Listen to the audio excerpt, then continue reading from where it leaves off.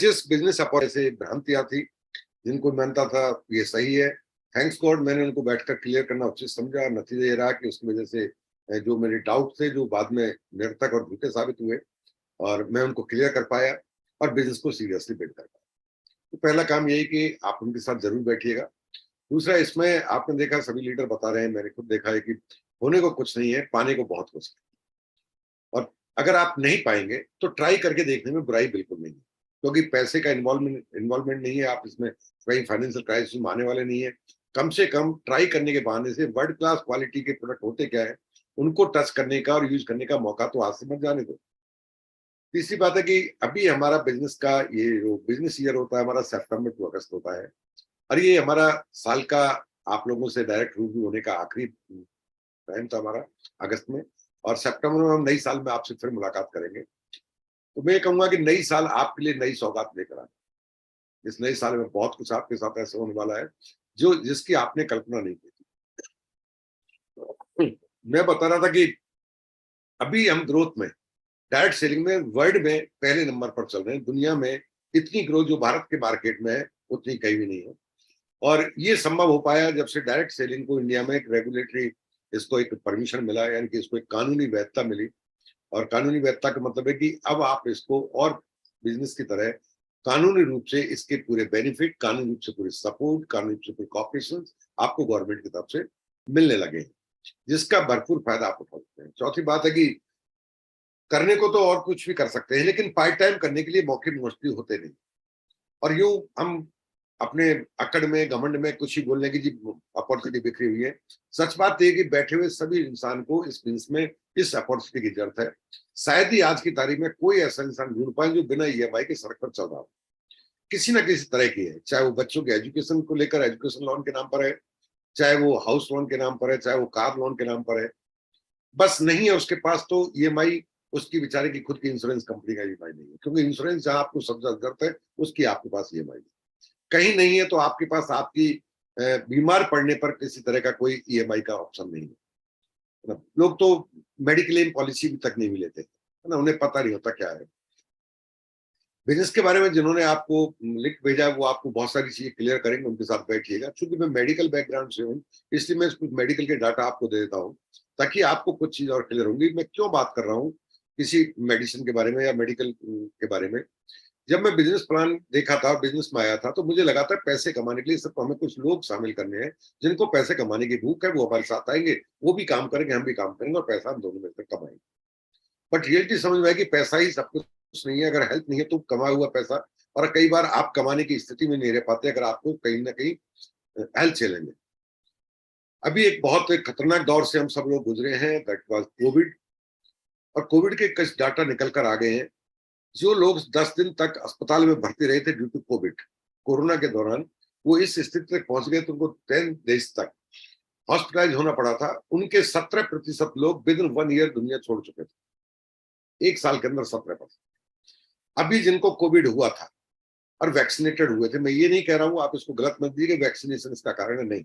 Vaccination ने तो आपको बीमारी से बचाने में और आपको सर्वाइव कराने में काफी सपोर्ट किया, but due to COVID heart patient का नंबर तेजी से इंक्रीज हुआ है। हाइपरटेंशन का नंबर एग्जैक्ट डाटा मेरे पास नहीं, पर वो डाटा आ चुका है कि कितने लोग हैं जो पहले हाइपरटेंसिव नहीं थे, हाइपरटेंसिव हो चुके हैं। डायबिटिक कितने लोग थे वो डायबिटीज नहीं थे पहले, डायबिटिक हो चुके हैं। उसका कहीं ना कहीं कारण कोविड से लिंक किया जा रहा है। ऐसे काफी लोग थे जो जिनके अंदर कोई भी हार्ट डिजीज का सिम्टम न होने के बावजूद अभी अचानक हार्ट अटैक के केसेस बढ़ गए हैं। सवाल उठता है, हम में से बहुत सारे लोग मिसकंसेप्शन शिकार होते हैं। हर इंसान जो अचानक से दुनिया छोड़ता है हम कहते हैं वो हार्ट अटैक हो गया है। ऐसा नहीं है। हार्ट की मोस्टली 3 डिजीज होती है। एक होता है हार्ट अटैक, एक होता है हार्ट फेलियर, एक होता है कार्डियक अरेस्ट। हार्ट अटैक उसे कहते हैं जिसमें हमारा हार्ट बॉडी को सप्लाई नहीं कर पाता, यानी कि ब्लॉकेज आ जाते हैं और बॉडी को न्यूट्रिएंट्स एंड ऑक्सीजन सप्लाई नहीं कर पाता, इतना ब्लड हमारी बॉडी के हर ऑर्गन पर नहीं पहुंच पाता, जिसकी वजह से इंसान को हार्ट अटैक का शिकार हो जाता है। दूसरा होता है जिसमें हार्ट उसका प्रॉपर फंक्शन में नहीं होता, कहीं बाल लीक कर रहा होता है, कहीं कुछ और होता है, उसका धीरे धीरे हार्ट लार्ज होने लगता है और कहते हैं हार्ट उसका इनसफिशियंट वर्किंग उसमें है, उसको कहते हैं हार्ट फेलियर। हार्ट फेलियर एक लॉन्ग प्रोसेस है जिसमें काफी लंबा टाइम मिल जाता है। तीसरा होता है जो केसेस आप आज सुन रहे हैं जिनको कहीं भी कोई ऐसी हिस्ट्री नहीं है, ना तो उनका कोई कोलेस्ट्रॉल बढ़ा हुआ था, वो फिजिकल फिट थे, वो घूमने जाते थे, जॉगिंग करते थे, वॉकिंग करते थे, सब कुछ करते थे, न्यूट्रिशन पे ध्यान रखते थे अपना। लेकिन वो अचानक से एक सेकंड में और किसी मौका ही नहीं मिला। That is cardiac arrest. Cardiac arrest का मेन कॉज देखा जा रहा है, दैट इज आपके हार्ट की जो मसल्स है हमारी, वो अचानक से काम करना बंद कर दी। अब ये कितने परसेंट में क्या हो रहा है, क्यों बात कर रहा हूं आपसे, ताकि आप जिसने लिंक भेजा उसके साथ बैठकर इस बात पर गंभीरता से विचार कर सकें कि पैसा भी चाहिए, पैसे के साथ साथ आपको सर्वाइव करने के लिए सफिशिएंट आपके पास टाइम भी होना चाहिए। क्योंकि मैं नहीं कर रहा इनमें से हम में से कोई आएगा, नहीं, वो अलग लोग हैं जो इनमें से किसी का हिस्सा बन सकते हैं। लेकिन डाटा सभी के लिए समान रूप से काम करता है। डाटा जाति, एज, आपका कुछ भी नहीं देखता। डाटा डाटा होता है जो लॉ ऑफ एवरेज पर काम करता है। अभी दुनिया के 40% हार्ट पेशेंट भारत के अंदर रहते हैं आज की तारीख में। अगर इसको हम डेवलप कंट्री के हिसाब से देखें तो अमेरिका से डबल है, जापान से हम लोग 6 गुना है, और चाइना से हम लोग 20 गुना है। बहुत डराने वाली चीज है, चाइना जैसे कंट्री से 20 गुना ज्यादा हार्ट पेशेंट इस टाइम भारत में निवास करते हैं। इंडिया के व्यक्ति दुनिया के एवरेज देखा जाए डेवलप कंट्रीज में, खासतौर से यूएस वगैरह यूरोप कंट्रीज में, तो हमारी उम्र 10 से 12 साल कम होती है। यानी कि उसका मेन कारण हार्ट ट्रबल होता है, 10 से 12 साल कम जीता है। हर मिनट 4 मौत हार्ट ट्रबल से हो रही है। हार्ट ट्रबल में सारी चीजें आ जाती है, हार्ट अटैक और आपका हार्ट फेलियर और कार्डियक अरेस्ट सभी आ जाते हैं। 4 मौतें हर मिनट। इंडिया में कुल मौत का 24% हार्ट ट्रबल है। जो टोटल डेथ आ रही है अभी निकलकर, टोटल मरने वालों की संख्या है, उनमें का 24% कारण कहीं ना कहीं हार्ट प्रॉब्लम। 2 से 2.25 lakh per year die due to heart disease. यानी कि 2.25 लाख लोग हर साल हार्ट डिजीज से मर रहे हैं। यह आंकड़ा 20 सालों में 75% की स्पीड से ग्रो कर रहा है। ग्रोथ बड़ी डरावनी है। हर साल पिछले साल की तुलना में जितनी डेथ होती है उसका 75% नंबर बढ़ रहा है, लगभग डबल की तरफ हम जा रहे हैं हर साल। Cardiovascular disease going to be next upcoming pandemic. Pandemic मतलब होता है जहां बहुत आयत में मौतें एक साथ होने लगती हैं। तो पेंडेमिक के लिए जरूरी नहीं उसको घोषित किया जाए, पेंडेमिक के कारण भी तो होता है ना। तो एक पेंडेमिक कारण निकल कर आ रहा है आने वाले समय के लिए, कार्डियोवैस्कुलर डिजीज, जो सबसे ज्यादा मौतों के लिए जिम्मेदार है। अभी इसके लिए कोई भी एज बार नहीं है। पहले ये 60 साल से ऊपर कार्डिक डिजीज से मरने वालों का एक एक्सपेक्टेशन था, 60 से ऊपर है ऐसा हो सकता है। फिर ये डाटा घटकर 40 से नीचे आया था, और अब ये 30 से नीचे चला गया है। ये चीज हिला देती है अंदर तक, अंदर से डरा देती है। हम में से काफी लोग हैं जो 30 के आसपास के हैं, हमारे परिवार के सदस्य, हमारे बच्चे 30 के आसपास के हैं। अभी एज बार हट चुका है, अभी आपका सिटी बार हट चुका है। पहले इसको बड़े शहरों की लग्जरी लाइफ से जीने वाले लोगों की बीमारी माना जाता था। अभी उसी स्पीड से ये गाँव में बढ़ रही है जिस स्पीड से शहरों में बढ़ सकती थी। नो एरिया बार, नो सिटी बार, अर्बन रूरल सब जगह ये डाटा बराबर रूप से काम कर रहा है। एक जब कोरोना चल रहा था तो एक मुंबई के अंदर किसी एडवोकेट ने वो लगाई थी वहां पर आरटीआई, और ये लगाई गई थी, इससे में पूछा गया था जनवरी 21 से लेकर जून 21, 6 महीने का डाटा मांगा था। पूछा गया था कोविड से मरने वालों की संख्या कितनी है। हैरानी की बात यह कि उस आरटीआई लगाई कोविड के लिए गई थी, उसमें जो डाटा दिया गया था तो वो दिया गया था 10,000 से ज्यादा मौतें कोविड की वजह से हुई है, लेकिन 18,000 से ज्यादा मौतें हार्ट अटैक की वजह से हुई थी उस 6 महीने में। ये सिर्फ बॉम्बे का डाटा है। चूंकि आरटीआई बॉम्बे के लिए लगी थी इसलिए हमें हमारे पास एक शहर का डाटा निकल के आया है। अगर ये हर शहर में लगे तो डाटा कुछ इस तरह का ही निकल के आने वाला है। 1 से 50 साल तक की उम्र के 50% लोग इस टाइम हार्ट ट्रबल से जूझ रहे हैं। 1 से 50 साल की, अब 15 ईयर की बात नहीं कर रहा हूं, लेकिन 1 से 40 साल 0 to 40 ईयर की एज के 25% लोग हार्ट ट्रबल के शिकार हैं इस टाइम जो बात चल रही है। Every day 900 people under 30 year of age die due to heart attack in world। दुनिया में हर दिन 900 लोग 30 साल से कम उम्र के हार्ट डिजीज से मर रहे हैं। 2005 में, in 2005, heart disease was the third largest reason for global death. पूरी दुनिया में मरने वालों का तीसरा बड़ा कारण था ग्लोबल डेथ का हार्ट डिजीज। लेकिन 2016 में, जो अभी 5 साल 7 साल पहले जा चुका है, नंबर 1 डेथ कॉजिंग प्रॉब्लम दुनिया में सबसे ज्यादा बड़ा डरावने वाली चीज है ये 300 ग्राम का जो हार्ट आप लेके घूम रहे हैं शरीर में, ये पर डे 1 लाख बार धड़कता है और ये हर दिन 1 लाख किलोमीटर लंबी नलियों में खून बहाता है। सवाल उठता है, मैं कहना क्या चाह रहा हूं आपसे? हर इंसान हेल्थ कॉन्शियस है आज की तारीख में, और ये एक ऐसी चीज है जिसमें बहुत कम लकी लोग होते हैं जिनको मौका मिलता है इस बीमारी का इलाज कराने का। जिस तरह के आज डाटा आ रहे हैं उसमें मौका भी नहीं मिल पाता। तो हमें हेल्थ की तरफ बहुत ज्यादा सोचने की जरूरत है। प्रिविलेज है इस बात का कि हमारे बिजनेस के अंदर हेल्थ को लेकर सबसे ज्यादा मात्रा में बात की जाती है। ये कहें कि हम कहने को डायरेक्ट सेलिंग में, लेकिन डायरेक्ट सेलिंग का बड़ा पार्ट हम कवर करते हैं, that is health industry. Wellness का हम बड़ा पार्ट है जो लोगों को स्वस्थ रखने में मदद करते हैं। मेडिकल में जॉब करने के बावजूद यदि मैं एमबीए बिजनेस में नहीं होता तो शायद कहीं ना कहीं इस डाटा का कहीं ना कहीं एक हिस्सा मैं बन चुका होता। एमबीए बिजनेस की विशेषता आप पैसे से मत तोलिए। मेरी उम्र इस टाइम 58 ईयर है और मेरी नौकरी 34 साल 6 महीने की हो चुकी है। मैं इस बिजनेस में 23 साल से काम कर रहा हूं। 23 साल इस बिजनेस का ही सहयोग मानता हूं। इस 34 साल की नौकरी में, 35 साल की नौकरी में मैंने कभी भी अपनी बॉडी में एक भी कोई भी आईवी फ्लूइड नहीं जाने दिया, यानी कि मुझे आज तक कोई ड्रिप नहीं लगी है। जबकि मेन काम ही ये है, ये हमारा कोई ड्रिप नहीं लगी है। मुझे अभी तक किसी बात का कोई इंजेक्शन नहीं लगा है, टैट वैक को छोड़कर। ठीक, इस टाइम मेरे पास कोई ऐसी बीमारी नहीं है जो मुझे डराती हो या जिसको लेकर। लेकिन इसका मतलब ये नहीं है कि मैं निश्चिंत हो जाऊं, नहीं। ऐसा होता क्यों है? ऐसा इसलिए होता है कि हमें इस बिजनेस के थ्रू हमारे खान पान के ऊपर ध्यान रखने का पूरा एक तरह से टीच किया जाता है, एजुकेट किया जाता है, अगर हम उसको सीरियसली समझते हैं। जिससे देखो वही इंसान बढ़े हुए वजन को लेकर चिंतित है, क्योंकि वो एक विजिबल फैट है, दिख रहा है, और वो इंसान मानता है अगर हम दिख रहे हैं, मोटे हैं, तो शायद हम बीमार पड़ जाएंगे। ये एक बड़ा कारण तो है डायबिटीज के लिए, खासतौर से हार्ट पेशेंट बनने के लिए। लेकिन सिर्फ यही चीज नहीं है। आदमी जैसे देखो वजन घटाने पर लगा हुआ है।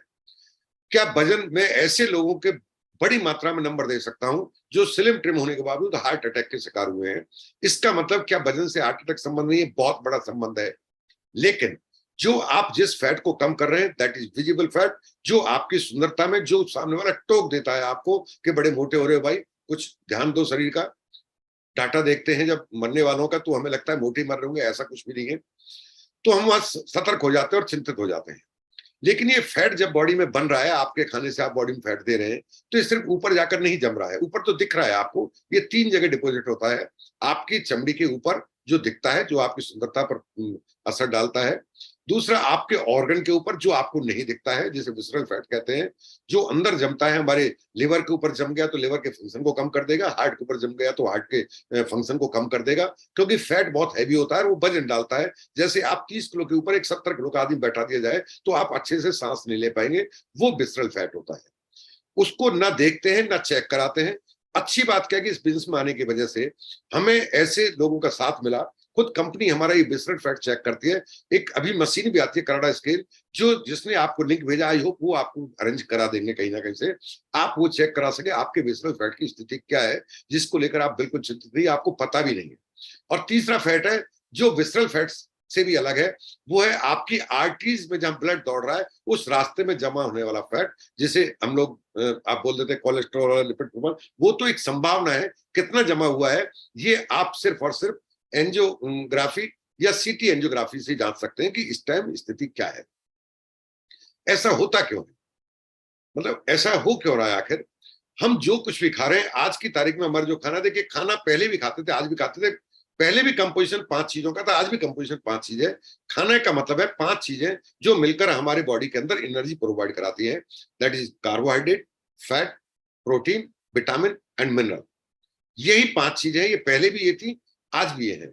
फर्क इतना है कि पहले और आज के खाने के इनका जो संतुलन है वह हमने डिस्टर्ब कर दिया है। हमारे चॉइस ऑफ टेस्ट की वजह से हमने इनका संतुलन गड़बड़ा दिया है। हम कार्बोहाइड्रेट ज्यादा खाते हैं। कार्बोहाइड्रेट और फैट और प्रोटीन तीनों हमारी बॉडी को एनर्जी प्रोवाइड कराते हैं, जिससे हमारा ये शरीर चलता है, हमारी शरीर की गतिविधियां चलती है। हमारी बॉडी के अंदर चलने वाले केमिकल रिएक्शंस लाखों की संख्या में होते हैं, उनको चलाने के लिए विटामिन मिनरल रेस्पॉन्सिबल होते हैं। हम विटामिन मिनरल की मात्रा हमने घटा दी है, हमने कार्बोहाइड्रेट और फैट की मात्रा बढ़ा दी है। अब सवाल उठता है कार्बोहाइड्रेट फैट करता क्या है? ये एनर्जी प्रोड्यूस करता है और इस एनर्जी को कंज्यूम करता है हमारा शरीर। अब हमें जो समझना है वो ये समझना है कि हमारे शरीर की सबसे ज्यादा एनर्जी को कंज्यूम करने में काम करती है मसल्स। मसल्स को काम में लेने, मसल जब काम करती है सबसे ज्यादा एनर्जी को कंज्यूम करती है, और हमने मसल्स को यूज करना बंद कर दिया है। पूरी बॉडी का 70% मसल हमारी थाई के अंदर पाई जाती है, यानी कि पैरों के अंदर पाई जाती है, और हमने पैरों का काम करना बंद कर दिया है। हम बाइक पर चलते हैं, हम कार में चलते हैं, हम बेड पर रहते हैं, हम सब कुछ करते हैं, योगा करते हैं, प्राणायाम करते हैं, लेकिन हम मसल्स का यूटिलाइज नहीं करते हैं, जिसकी वजह से हमारी बॉडी में हमारे खाने से मिलने वाली कैलोरी की जो एक्सेस मात्रा हम ले रहे हैं, नॉर्मल भी छोड़िए, हम तो नॉर्मल जो कैलोरी ले रहे थे उनको कंज्यूम करने के लिए मसल्स को यूज नहीं कर रहे, एक्सेस को कहां से करेंगे? ऐसी स्थिति में यही जो एनर्जी है ये हमारी बॉडी का एक हिस्सा बन गया है। बची हुई एनर्जी को हमारी बॉडी फैट के रूप में स्टोर कर लेती है, और ये हमारी बॉडी में कहीं ना कहीं स्टोर हो जाता है। और ये स्टोर किया गया फैट है, ये 3 जगह स्टोर होता है। ये आपके आर्टरीज के अंदर स्टोर होता है, ये आपके ऑर्गन के ऊपर विस्रल फैट के रूप में स्टोर होता है, और यही आपके बॉडी के ऊपर जो दिखने वाला फैट है उसके रूप में स्टोर होता है। सवाल उठता है इस जो एनर्जी जा रही है बॉडी के अंदर, इस कार्बोहाइड्रेट इसका क्या करें? पहली चीज, आपकी बॉडी के मिलने वाले कार्बोहाइड्रेट से मिलने वाली एनर्जी की तुलना में आप प्रोटीन से वाली मिलने वाली एनर्जी का मात्रा बढ़ा दीजिए। दूसरा, कार्बोहाइड्रेट से जो एनर्जी आपको मिल रही है उसको बॉडी को एक साथ रिलीज होने से रोकने के लिए फाइबर को ऐड कर लीजिए। मोटी मोटी बातें बता रहा हूं मैं, हेल्थ सेशन आपको नहीं कर रहा हूं। हेल्थ सेशन ये मेरा 1.5 घंटे का होता है। मैं किस दिन इसी बात पर आपसे पूरे हेल्थ पर बात करने वाला हूं, ताकि आप लोग ये समझ सके पैसा ही सब कुछ नहीं है, लेकिन पैसा भी जरूरी है। इन सब चीजों को लेने के लिए भी हमें पैसा चाहिए। जो खा रहे हैं उसमें हमको मोटी मोटी चीजें समझनी है। एक चीज होती है, गूगल को आप हेल्प लीजिए, गूगल को आप पिक्चर देखने के अलावा और चीजों काम में लीजिए, और वो चीज है ग्लाइसेमिक इंडेक्स। 2 शब्द हैं आपके, glycemic load and glycemic index. Glycemic index का मतलब है आपके खाने में मिलने वाला जो ग्लूकोज है वो किस स्पीड रिलीज होता है आपकी बॉडी में, कितनी तेजी से एनर्जी देता है, उसको ग्लाइसेमिक इंडेक्स कहते हैं। ये 3 पार्ट में बटा होता है। एक होता है हाई ग्लाइसेमिक इंडेक्स, जो होता है 74 टू 70 टू 100। दूसरा होता है 54 to 70, that is moderate glycemic index. तीसरा होता है लेस देन 54।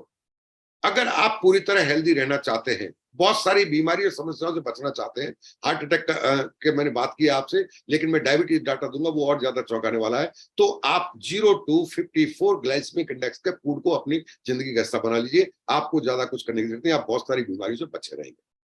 साथ में जिन विटामिन, मिनरल और प्रोटीन की आप डेफिशिएंट के शिकार हो रहे हो, उनको आप डाइटरी सप्लीमेंट के रूप में अपनी बॉडी का हिस्सा बना लीजिए। जो भी आप खाते हैं सुबह से शाम तक, उसको आप खाते हैं, आपको पता आप क्या खाते हैं, उसको कागज पर लिख लीजिए, जो भी आपके जिंदगी का हिस्सा है। हर एक को गूगल पर डालिए, इसका ग्लाइसेमिक इंडेक्स क्या है। अगर वो 54 से ज्यादा है उसे हटा दीजिए, और 54 से कम है उसे खा लीजिए।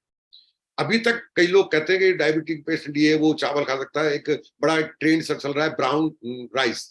आपको बता दूं, ब्राउन राइस आपका ग्लाइसेमिक इंडेक्स के, लो ग्लाइसेमिक इंडेक्स के कैटेगरी में नहीं आता है। उसका ग्लाइसेमिक इंडेक्स 56 है, लेकिन नॉर्मल चावल का 60 टू 62 है, इसलिए आप उससे बेटर मानते हैं। अगर आपको चावल ही खाना है तो लो ग्लाइसेमिक इंडेक्स का चावल अभी तक आपको सिर्फ और सिर्फ, मैंने जो देखा है अपनी लाइफ में, वो हमारा एमबे का ही देखा जिसका 52 है, बिलो 54, इसलिए हम इसे लो जीआई लिखते हैं। कुछ भ्रांतियां हैं जो गलत फहमी के शिकार हैं, उससे मैं विरोध नहीं कर रहा हूं किसी का, बट मैं फैक्ट दे रहा हूं, और आप उसको गूगल पर सर्च कर लेना। जिसे आप अमृत मानते हैं वह आपके लिए कहीं जहर साबित ना हो रहा हो, क्योंकि आज की तारीख मानते हैं कद्दू और कद्दू का जूस पीजिए, आपको फायदा करेगा। इसका ग्लाइसेमिक इंडेक्स 64 है। कद्दू की सब्जी का ग्लाइसेमिक इंडेक्स 64 है। आलू का 74 है, जबकि शकरकंदी का 63 है। आपके गाजर का 47, और ओनली एक आपकी वेजिटेबल है जिसका बॉयल होने के बाद ग्लाइसेमिक इंडेक्स घटता है। गाजर का 47 से घटकर 39 पर आ जाता है। तो आप उस इंडेक्स का फायदा उठाइए। दूसरा सब था ग्लाइसेमिक लोड। 1 ग्राम, किसी का ग्लाइसेमिक लोड अगर 1 है, इसका मतलब है वो 1 ग्राम बॉडी के अंदर ग्लूकोज रिलीज कर रहा है। अगर 2 है तो वो 2 ग्राम कर रहा है, 3 है तो 3 ग्राम कर रहा है। 1 ग्राम बराबर यूनिट 20 आता है। हम कहते हैं ना 100 के लगभग हमारा ब्लड शुगर होना चाहिए। इसका मतलब है 5 लीटर ब्लड है हमारे में, और 5 ग्राम शुगर है पूरी शरीर में मात्र। सिर्फ 5 ग्राम है, सारा खेल इसी का है। जब ये 6 ग्राम हो जाता है तो रीडिंग 120 होती है, और यही 10 ग्राम हो जाता है, रीडिंग आपकी बढ़कर 200 ग्राम हो जाती है। तो जिसका एक ग्लाइसेमिक इंडेक्स है, वह आपको डायरेक्टली आपके ब्लड शुगर के लेवल को 20 यूनिट तक बढ़ा देगी। तो वो जब देख रहे हैं तो आप उसका ग्लाइसेमिक लोड और ग्लाइसेमिक इंडेक्स दोनों लिख लीजिए। गोल्ड लोड अगर 1 से उसका है तो आपको ये पता होगा कितना आप खा सकते हैं। टेस्ट के चक्कर में ज्यादा ना खाएं, क्योंकि ऐसी बहुत सारी बीमारियां हैं जिनकी वजह से अस्पताल भरे पड़े हैं। गवर्नमेंट भी चिंतित है, सब कुछ चिंतित है, कोई कुछ नहीं कर पा रहा है, कोई कुछ कर नहीं पाएगा। करना हमको ही है। पहले बात चल रही थी आपसे पहले, मीटिंग पहले सर कह रहे थे खाना किचन में हमें ही बनाना पड़ेगा, कंपनी कितनी भी सुविधाएं प्रोवाइड करा दे। मैं वही कह रहा हूं, अपनी सेहत का ख्याल हमें ही रखना पड़ेगा। और इस बात के लिए शुक्रगुजार हुई एमबे कॉर्पोरेशन आपसे कहीं ज्यादा आपकी सेहत को लेकर चिंतित है। आपके आर्थिक स्तर को लेकर जितनी चिंता एमबे करता है, जितना पैसा आपको देना चाहता है, उससे कहीं ज्यादा इस बात की फिक्र करता है कि हर इंसान जो एमबे बिजनेस के बारे में जानता है, एमबे कंपनी के बारे में जानता है, एमबे का नाम सुना है, उसको पूरा हक है हेल्दी रहने का। लेकिन आप हेल्दी कैसे रहें, इसको बताने के लिए जिसने लिंक भेजा है वही लोग जानते हैं कि एमबे के किस प्रोडक्ट से आप किस बीमारी से अपने आप को लंबे समय तक बचाए रख सकते हैं। तो आपसे बात